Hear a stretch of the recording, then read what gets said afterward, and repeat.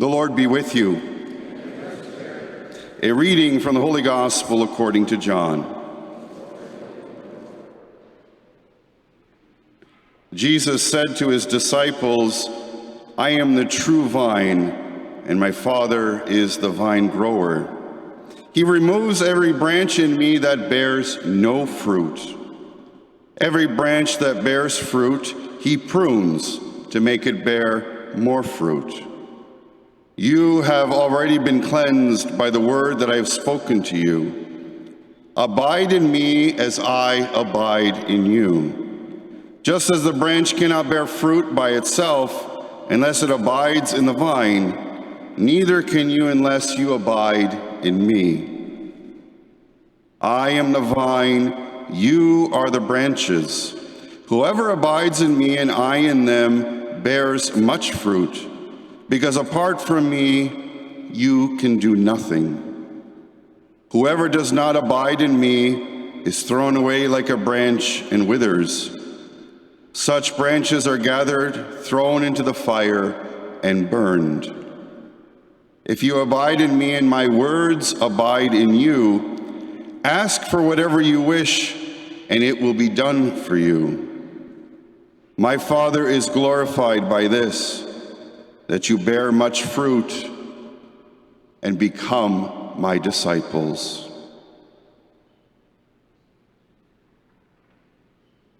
The Gospel of the Lord.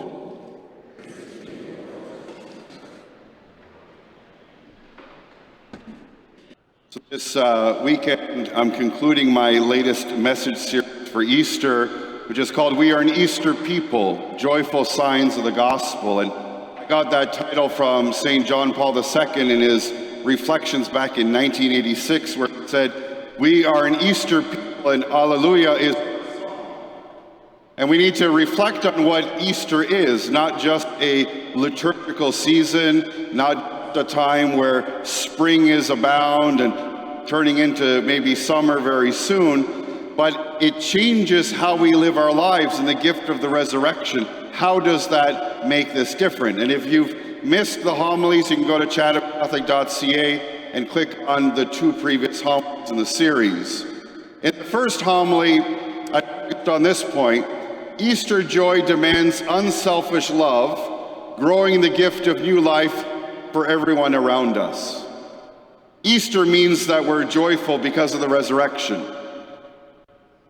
We rejoice that nothing, sin nor death, nothing in this world can overcome us, because Jesus is alive, he lives, and he gives us this new life. And when we're joyful, that's contagious. Other people around us become joyful.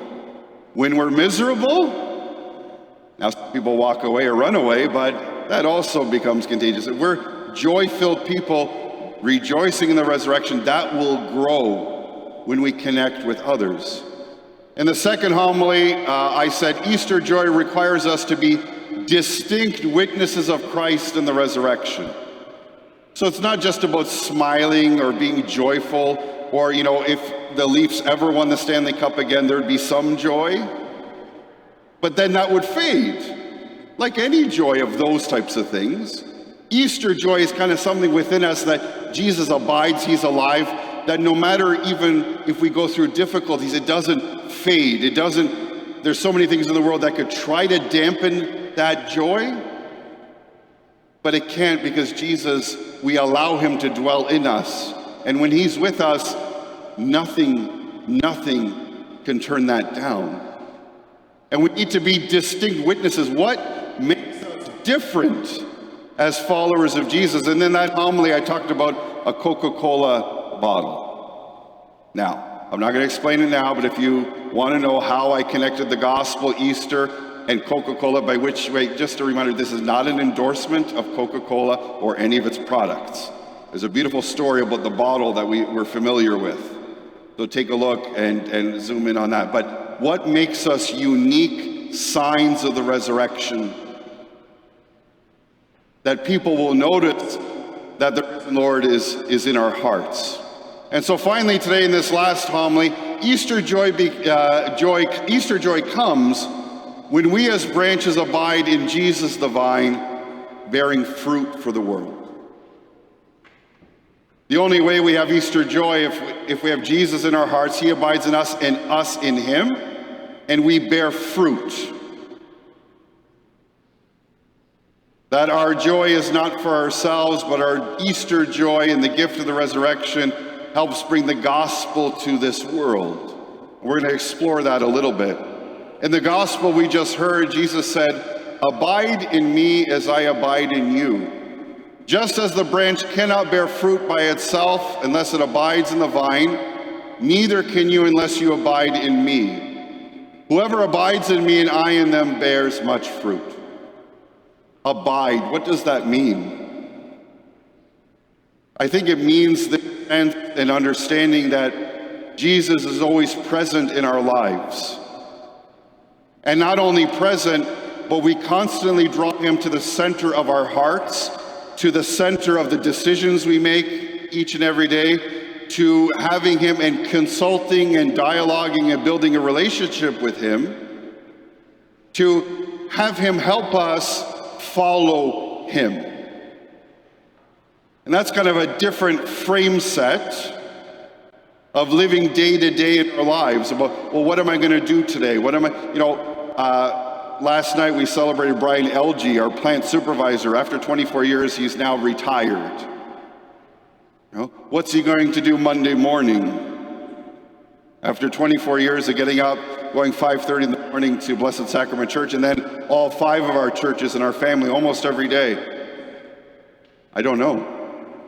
But he will enjoy retirement, continue to share the good news if he allows Jesus to abide, which he does, to be able to continue to share that Easter joy. So abiding is not just, well, he's in there somewhere in my heart, but that he's at the forefront, guiding and helping us see the world in his perspective, and then following where he calls us in our daily tasks, but in our vocations to be disciples in this world. Pope Francis back in 2021 said this about this sense of abiding and being the branches. He said, "Because the branches without the vine can do nothing, they need sap to grow and bear fruit. But the vine too needs the branches, since fruit does not grow on the tree trunk. It is a reciprocal need. It is a question of a reciprocal abiding so as to bear fruit." It's very interesting what the Pope says here. Of course, the branch needs the vine to continue to grow. And for the branches to produce fruit, we need the vine. But Jesus also needs us as the branches, as proclaimers of the good news, because he has chosen to work through us to help build his kingdom, to allow his presence to be known in this world. It is, again, a privilege, but also an obligation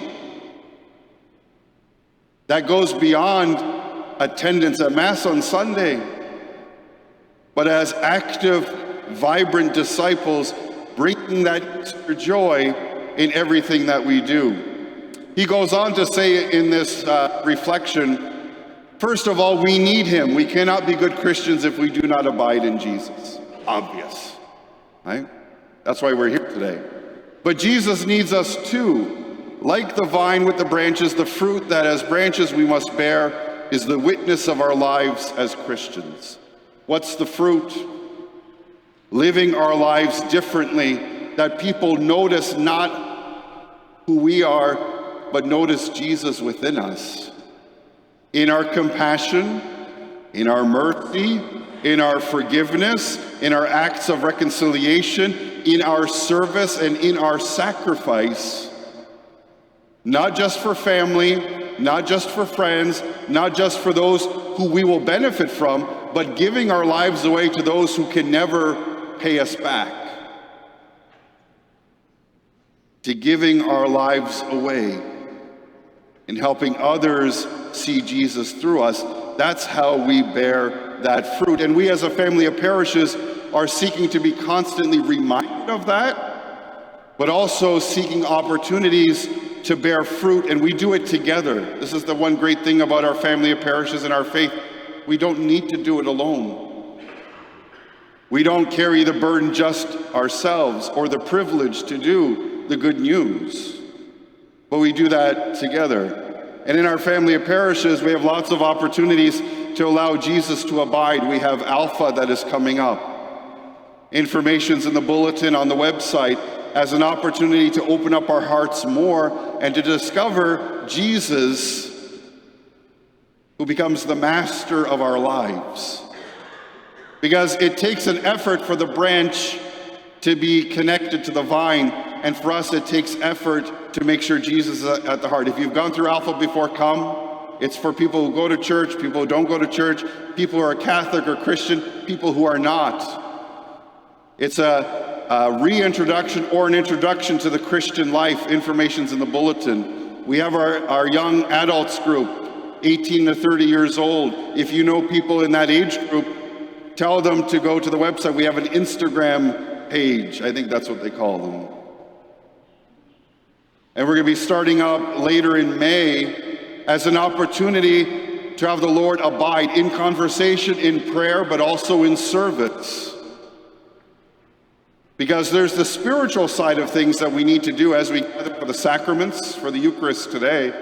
But then there's the practical components of community and of day-to-day activity that we're called to bear fruit. We come here to be empowered and strengthened to do that. This weekend, we release our action plan document. There's copies at the entrances, also online. This is Pastoral Council, Finance, and Pastoral team have been working on this document for the last number of months, and it's in response to all the feedback we received from you. It's in response to all the sharing sessions we did last year. Here are the priorities. Here are our concerns. Here are our needs. And we've laid out a practical journey ahead of here's the things that we want to do together as a family of parishes to be able to move forward, to form disciples who reach out to all, to bring Easter joy. It's only 7 pages, it's not very long. Take a look. That's going to help us move forward together and to continue the dialogue to allow Jesus to abide in us. And finally, talking about the church, we're going to be having a guest speaker come in, Linda Stout, talking about reflections. She's was one of the voting and is one of the voting members in Rome for the Synod of Bishops. For the first time, lay people had a chance to vote in those gatherings. She's from our diocese. She's from Windsor. And so she's coming in June to reflect. She's going back to Rome in the fall because the Synod, the gathering continues. But and I've spoken to her a number of times, how it's been transforming for not only for the Vatican and Rome, but for the church in conversing and looking to abide in the love of Christ. So I think it's going to be in June. She's going to come. Information's coming. So as I conclude this series, 3 points on bearing good fruit as we celebrate this Easter joy. The first is this: we need to develop a strong relationship with the risen Lord. It's obvious, but we need to remind ourselves. It's a relationship. Conversation, dialogue, spending time together. In private prayer, our own personal lives, in the sacraments, we have to develop, and again, always, we're called to do more listening than speaking in our prayer. To try to listen to the whispers of the Lord where He's calling us. Secondly, test your fruitfulness with see, judge, and act. What does that mean? If we want to know if we're bearing fruit, if we want to know if we're following the Lord, take a look at circumstances. See the world the way the Lord sees it. Not the way the media sees it, not necessarily the way, Facebook or Twitter see it. See how the Lord sees the world and sees one another. And then judge where we're called to serve, where we're called to sacrifice. See what the Lord is calling us, and then to act.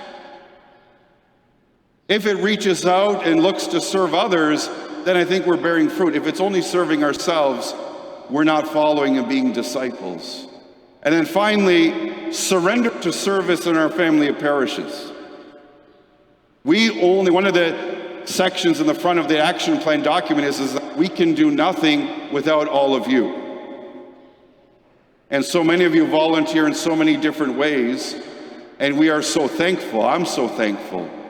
But there's going to be other opportunities that we're going to need people to continue to step up. Where God is calling you in our liturgical celebrations, in our outreach ministries, in our ways to form disciples, and we're going to invite and encourage just to sacrifice and say, I'm going to go beyond myself, maybe even outside my comfort zone, to help bring the kingdom of God, to help bring Easter joy. So as we continue in our Mass, Easter joy comes when we as branches abide in Jesus, the vine, bearing fruit for the world. And that includes not only abiding in Jesus and He in us, but us abiding in one another, really being a community of faith. And now I bring you one form of Easter joy. The homily has ended.